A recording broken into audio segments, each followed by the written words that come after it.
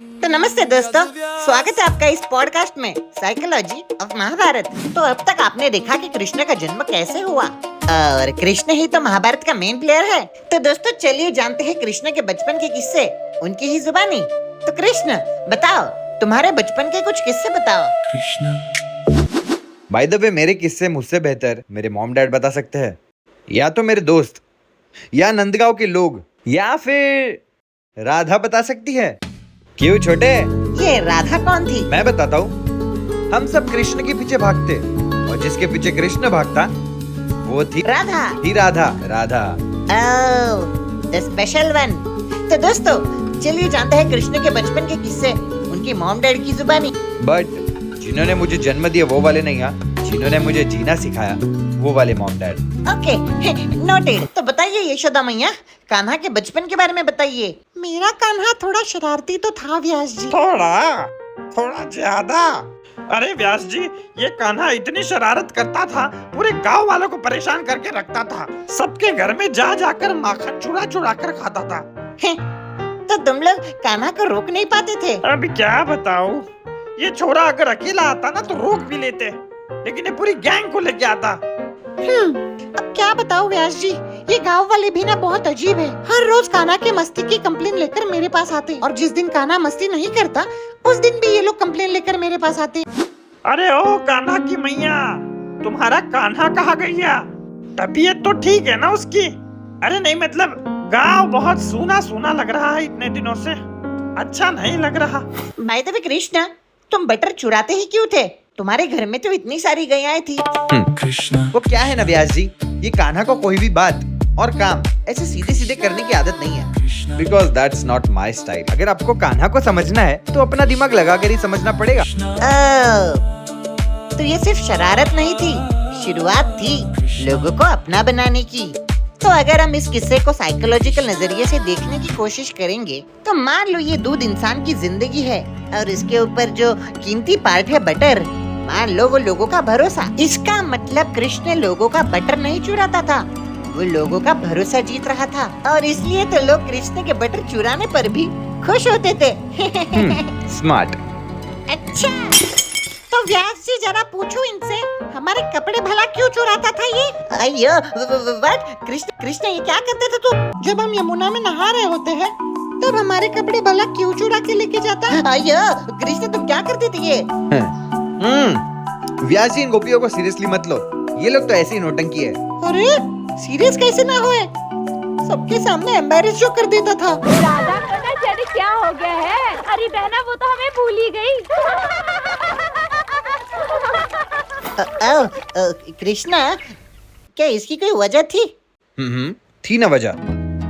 ये सब मुझे याद तो करती थी, पर शायद डर के साथ। थोड़ा मस्तीखोर तो था मेरा लल्ला, इसलिए मैं बस चेक करना चाहता था कि विश्वास ज्यादा है या डर। मतलब तो अगर आप इसे साइकोलॉजिकल नजरिए से देखने की कोशिश करोगे तो कृष्ण कनेक्शन बिल्ड कर रहा था, और अगर प्रैक्टिकली देखा जाए तो जब डर कम होता है तब विश्वास बढ़ता है। पर ये बात तो सीधे सीधे भी बोल सकते थे ना। That's not my style. Krishna, अगर तुम इतनी मस्ती करते थे तो बहुत सारे लोग गुस्सा भी करते होंगे ना? गुस्सा आता था ना, पर जब ये छोरा सामने आता गुस्सा रह ही नहीं पाता। पर असली कान्हा तो इन्हें तब दिखाई दिया जब इसने लोगों का डर जड़ से मिटाया। कैसे?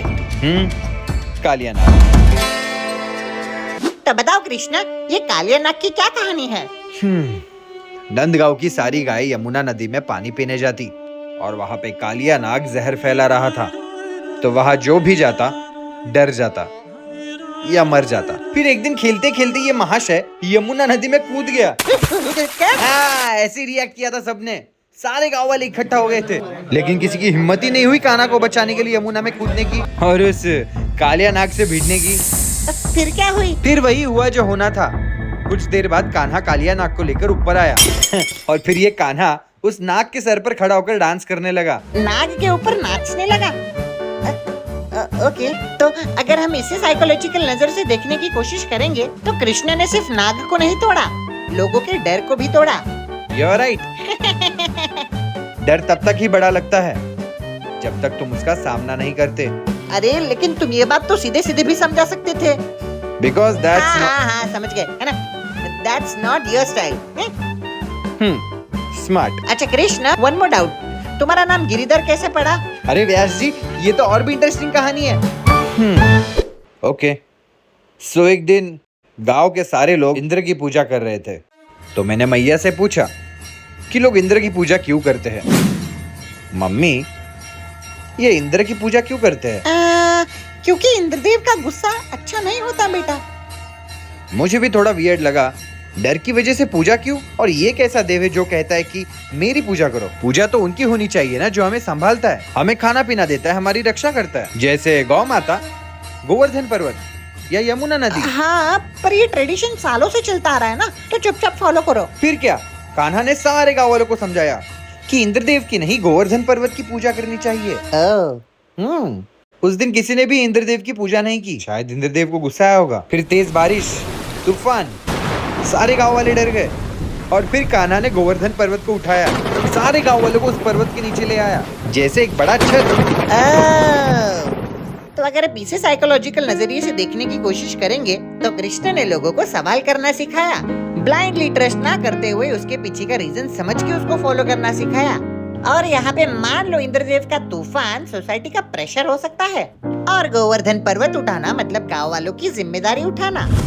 महाराज, नंदगांव में छोरा आया है कृष्णा, उसके कारण हमसे कोई डर ही नहीं रहा। अच्छा, उसे मथुरा में ले आओ।